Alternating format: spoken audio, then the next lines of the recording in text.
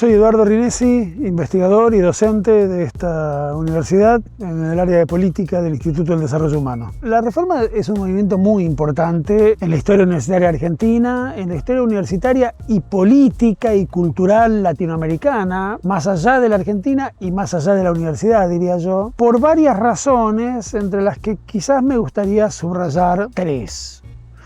Por un lado, y esto no siempre se subraya con la debida fuerza, me parece que la reforma puso en escena una fuerte articulación de las luchas estudiantiles universitarias con las luchas del movimiento obrero organizado. Hay un obrerismo muy marcado en la reforma, que no forma parte de la historia oficial reformista de la reforma. Lo que se llamó reformismo en las décadas siguientes a la reforma, y sobre todo cuando se hizo más intensa la contraposición entre los estudiantes que se identificaban a sí mismos como reformistas y los gobiernos socialmente más avanzados que tuvo este país a mitad del siglo pasado, especialmente los gobiernos peronistas. El reformismo universitario consideró en general a la reforma un movimiento esencialmente estudiantil. Y la verdad de la milanesa es que si la reforma fue todo lo importante que fue, es porque no fue un movimiento solamente estudiantil, sino porque los estudiantes y los trabajadores organizados en la CGT de Córdoba, que tenía ya su importancia en el año 1918,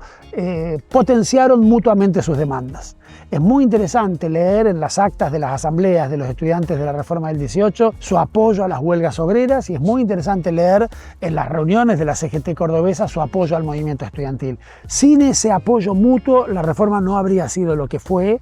En eso la reforma anticipa el movimiento que 50 años después tendría lugar en París, en el famoso Mayo francés, donde de nuevo el movimiento estudiantil y el movimiento obrero organizado en la CGT, en este caso que se llama igual, ¿no? Confederación General de Trabajo, que se dice muy parecido en francés y en castellano, también ese movimiento masivo que fue en Francia el mayor movimiento de la historia estudiantil, universitaria, y también la mayor huelga obrera en la historia francesa,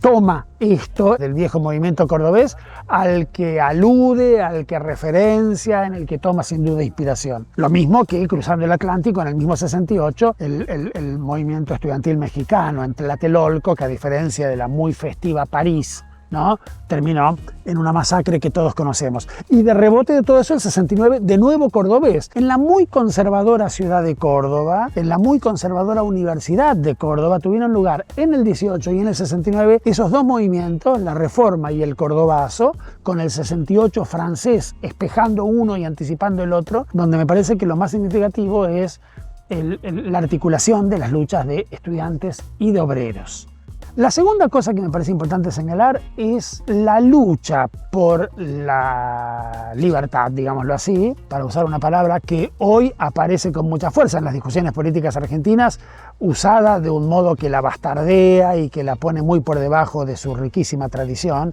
Libertad que, para decirlo con otro nombre, podemos llamar también autonomía, son sinónimos exactos. Autonomía es la libertad para darse uno mismo sus propias normas, sus propias leyes, sus propias reglas, autónomos, que es en efecto una idea muy fuerte, muy importante de la reforma, que no se pensaba a expensas del Estado o en contra del Estado o como antítesis del Estado, sino que por el contrario se pensaba haciendo del gobierno democrático del Estado un elemento fundamental en su propia causa. Los muchachos reformistas de 1918 hicieron un despelote fenomenal porque querían sacarse de encima a las corporaciones que dominaban la vida académica en esa muy conservadora universidad, sobre todo la corporación de los abogados y la corporación de los curas, ¿no?, la corporación abogadil y la corporación eclesiástica, y para eso lo que hicieron fue tomarse un colectivo, venir a Buenos Aires, tocarle la puerta al presidente Hipólito Yrigoyen y decirle: doctor Yrigoyen, en nombre de la causa de la libertad, ¿no nos hace usted la gauchada de intervenir la Universidad de Córdoba para que nos saquemos de encima a estos abogados reaccionarios y a estos curas del demonio? E Hipólito Yrigoyen intervino en la Universidad de Córdoba, y es gracias a eso que triunfó, por lo menos durante un rato y con todas las limitaciones que sabemos que tuvo, el movimiento de la Reforma del 18. Quiero decir que la muchachada reformista cordobesa del 18 no pensaba en la libertad del otro lado del Estado o contra el Estado. Puso al Estado democráticamente gobernado al servicio de la causa de la libertad, y eso me parece que es importante traerlo hoy a las discusiones políticas argentinas, donde los que dicen viva la libertad, viva la libertad, viva la libertad, a la mañana, a la tarde y a la noche, suponen que ese viva la libertad es equivalente a decir muere el Estado, abajo el Estado, que el Estado no intervenga en nuestras vidas, ¿no? Y la tercera cuestión que a mí me parece muy importante de la reforma, y que de nuevo tiene una actualidad extraordinaria en el mundo contemporáneo, es la fuerte vocación latinoamericanista de esta muchachada, ¿no? Los documentos de la reforma, que son muy interesantes, uno los lee y empiezan diciendo a los hombres libres de América, a las juventudes de la América del Sur. Quiero decir, los tipos están pensando mucho más allá de los límites de la nación argentina, en una nación mucho más grande, que recupera los ideales integracionistas, continentales, de las grandes gestas de comienzos del siglo XIX, y que después reaparecerán en los grandes movimientos populares y populistas del siglo XX, que también tuvieron una fuerte vocación integracionista, ¿no? Y que hoy me parece más necesario que nunca recuperar. Algo de eso tuvo la retórica de los gobiernos populistas avanzados, de izquierda gobernante, o como se los quiera llamar, de los 3 primeros lustros de este siglo XXI, pero evidentemente es muy poco lo que pudimos hacer en esos años para avanzar en el sentido efectivo de una integración política, cultural, educativa y específicamente universitaria, que esta muchachada tenía como uno de sus nortes, ¿no? Entonces, esa vocación latinoamericanista a mí me parece que en este contexto, ¿no?, de globalización de la vida económica, productiva, cultural del planeta, merece ser especialmente recuperada. Yo diría que esos 3 son los 3 grandes legados de la reforma, o las 3 cosas que a mí hoy, en el contexto de las actuales luchas y de las actuales discusiones, me interesa recuperar. Es evidente que esta universidad que nosotros habitamos, en la que trabajamos, en la que vivimos, en la que estudiamos, a la que dedicamos nuestras mejores horas, es una universidad muy distinta que la universidad reformista del 18. Es una universidad extraordinariamente más grande, en un sistema universitario enormemente más grande, en un país que ha democratizado extraordinariamente las posibilidades educativas de sus juventudes, ¿no? Que cuando uno ve las fotos de la muchachada reformista del 18, todo ese movimiento tan interesante, con sus grandes documentos, con sus grandes oradores, entran todos en el aula 103 de nuestra universidad. Quiero decir, fue así de chiquita la reforma, ¿no? Fue muy importante, fue muy significativa, fue fundamental después en las luchas universitarias posteriores. El peronismo tomó mucho de la reforma, aunque los reformistas nunca se lo reconocieron, pero hoy estamos ante otra universidad, mucho más grande, mucho más compleja, con un sistema educativo mucho más grande y mucho más complejo. ¿Qué deberíamos pensar hoy en nuestra universidad? Más allá de la coyuntura inmediatísima de desastre presupuestario, de desastre económico que conocemos bien y sobre la que no me extiendo, yo diría quizás las mismas cosas que pensó esta muchachada hace casi 110 años, en 1918. Decíamos hace un momento, fue la reforma un movimiento contra la colonización de la vida universitaria por las corporaciones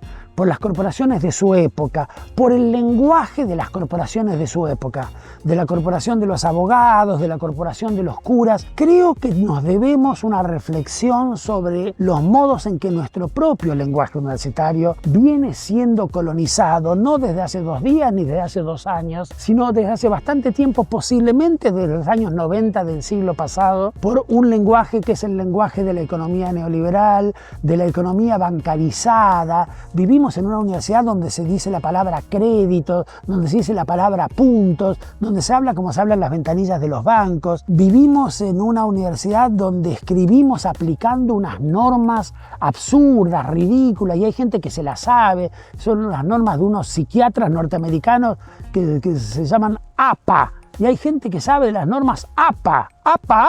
hay que saber sobre eso. Y hay gente que nos corrige los papers y nos corrige los trabajos. Dice, no está bien aplicada las normas APA. Y claro que no está bien aplicada. Yo creo que hay que militar contra las normas APA. La próxima reforma universitaria que hagamos, hagámosla contra los psiquiatras norteamericanos, contra estos salames de la APA que te dicen si hay que poner CUFR, OPS, IBID, y que cambian todos los años porque nos quieren volver locos para tener más pacientes o vaya a saber para qué. Y hay gente que se estudia todos los cambios de las normas APA año a año. Bueno, contra esas imbecilidades, contra la imbecilización de nuestro pensamiento, contra la suposición de que la seriedad científica, académica, tiene algo que ver con la aplicación de estas normas ridículas, contra nuestros modos de hablar tenemos que pensar. Tenemos que recuperar el gran lenguaje de la crítica que hoy es posible que esté faltándonos en la vida universitaria. A lo mejor está en otros lugares, tampoco estoy seguro de que esté en otros lugares, pero tenemos que volver a hacer de la universidad un lugar hospitalario hacia el pensamiento crítico, hacia el pensamiento en condiciones de denunciar los fetiches del mundo en lugar de comprarlos, en lugar de abrazarlos entusiastamente, poner al presente en el banquillo de los acusados e impugnarlo, pensar contra las ideologías dominantes. A veces no solamente no hacemos eso en las universidades, sino que vamos atrás de los fetiches y vamos atrás de las ideologías y vamos atrás de los mitos del presente sin discutirlos ni un poquito. Creo que necesitamos una reforma contra los modos en que nuestro lenguaje universitario, en que nuestros modos de pensar en la universidad, en que nuestros modos de escribir en la universidad, desangelados, aburridísimos, ¿no? ¿Cómo puede ser que escribamos tan feo con un idioma tan hermoso? Bueno, tenemos que recuperar esas dimensiones más interesantes de nuestra vida, de nuestro pensamiento, de nuestra escritura, en una reforma que pueda cuestionar los múltiples modos en que todo eso fue colonizado por formas muy empobrecedoras de organización de nuestra vida.